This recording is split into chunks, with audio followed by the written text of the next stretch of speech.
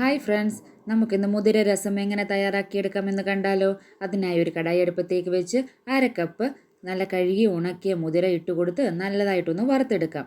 നന്നായിട്ട് വറുത്ത ശേഷം അതൊരു മിക്സിയുടെ ജാറിലേക്ക് ഇട്ടൊന്ന് പൊടിച്ചെടുക്കാം.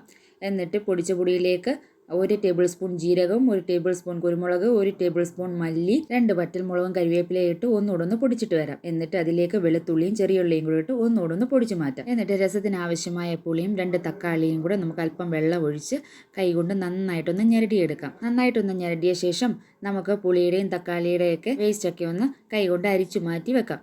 എന്നിട്ട് ആ വെള്ളത്തിലേക്ക് നമുക്ക് പൊടിച്ചു വെച്ചിരിക്കുന്ന പൊടി ചേർത്ത് ഒന്ന് മിക്സ് ചെയ്ത ശേഷം അതിലേക്ക് 2 തണ്ട് കറിവേപ്പിലയും കൂടെ ചേർത്ത് കൊടുത്ത് രസത്തിന് ആവശ്യമായ വെള്ളവും കൂടി ചേർത്ത് കൊടുക്കാം.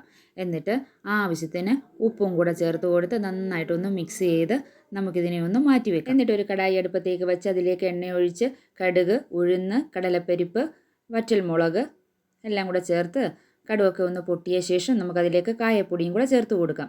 കായപ്പൊടിയും ചേർത്ത് കൊടുത്ത് ആവശ്യത്തിന് മഞ്ഞൾപ്പൊടിയും 2 തണ്ട് കറിവേപ്പിലയും കൂടെ ചേർത്ത് ഒന്ന് മൂത്ത ശേഷം നമുക്കതിലേക്ക് നേരത്തെ തയ്യാറാക്കി വെച്ചിരിക്കുന്ന മിക്സ് കൂടി ചേർത്ത് കൊടുത്ത് നല്ലൊരു തിള വരുന്നത് വരെ വെയിറ്റ് ചെയ്യാം.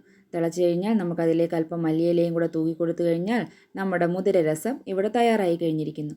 ഇഷ്ടമായെങ്കിൽ ലൈക്കും ഷെയറും സബ്സ്ക്രൈബും ചെയ്ത് സപ്പോർട്ട് ചെയ്യാൻ മറക്കല്ലേ. താങ്ക്